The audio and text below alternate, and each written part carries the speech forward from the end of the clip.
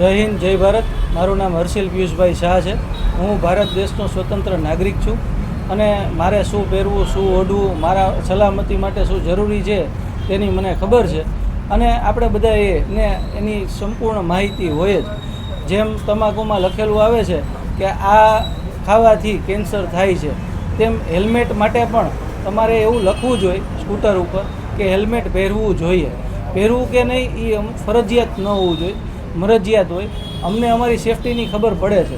કાલ સવારે તમે એમ કહેશો કે પાછળ બેસે છે એને પણ હેલ્મેટ પહેરવાનું, બાળક આગળ બેઠું હોય તો એને પણ હેલ્મેટ પહેરવાનું. આ બધું કંપનીઓના ગોરખ ધંધા છે, પૈસા બનાવવાના ધંધા છે. સરકાર ડાયરેક્ટલી ઇનડાયરેક્ટલી ખબર નથી પડતી કે ઉપલા લેવલે સેટિંગ થાય છે, એના કારણે આ બધું થાય છે ને લોકો હેરાન થાય છે. આ લોકો કોઈ પણ રીતે હેરાન થાય તે નહીં સાખી લેવાય. લોકો આનો ચોક્કસ વિરોધ કરશે, અમારી સાથે જોડાશે. હેલ્મેટ સત્યાગ્રહ સમિતિના નામે અત્યારે 2000 લોકો અમારી સાથે છે અને 2000ની ટીમ રાજકોટમાં હેલ્મેટનો કાયદો બંધ થાય એના માટેનો ખૂબ જબરજસ્ત પ્રયત્ન કરવાની છે. તો આના માટે અમે તૈયાર છીએ. માગણીની વાત સૌથી પહેલાં માગણી તો જાગૃત લોકોની ઘણી બધી છે કે આ પીયુસીના નામે તમે જે પૈસા ઉઘરાવવાનું કરો છો એ બંધ કરો. ઘણી બધી વસ્તુઓની માગણી છે. લોકો ઘણા સમયથી હેરાન થાય છે, હવે બહાર નીકળ્યા છે અને હજી બહાર નીકળશે.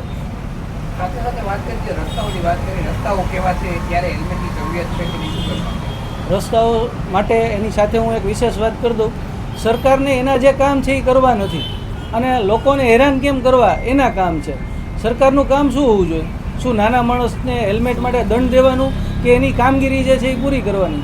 રોડ રસ્તા કેવા ખરાબ છે એની કામગીરીમાં તો કંઈ ધ્યાન દેવું નથી. આ કેમ લોકોને હેરાન કરવા, કેમ લોકોને દંડવા, એના ખીચા ખાલી કરવા, આવા જ કામ સરકાર અત્યારે કરી રહી છે. સરકારમાં અત્યારે કોઈ લોકલ નેતાઓ બોલી શકતા નથી. એના માટે પણ અમારો એક પ્રશ્ન છે કે આ લોકોને અમે ચૂંટીને મોકલ્યા છે તો શું કામના? આવા લોકોનું શું કરવાનું? તો આ લોકોને પણ બોલવું જોઈએ, થોડીક હિંમત રાખે. એ લોકો કદાચ અપક્ષ જીતશે તો પણ લોકો જીતાડશે, પણ લોકો માટે બોલવાની હિંમત રાખો. આ રીતે પૈડા ન રહ્યો. પોલિટિક્સમાં તમને શેના માટે રાખ્યા છે? લોકોનો અવાજ બનીને મોકલવા માટે.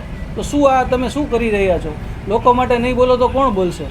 ગોવિંદભાઈ પટેલ ધારાસભ્યશ્રી બધા લોકો માટે એમને જે અવાજ ઉઠાવ્યો, બીજેપી લીગલ સેલે જે લોકો માટેનો અવાજ ઉઠાવ્યો, તો આના માટે તમામ સંપૂર્ણ ભાજપ કે લોકલ બધા જ નેતાઓ પણ અમારી સાથે હશે એવું મારું માનવું છે.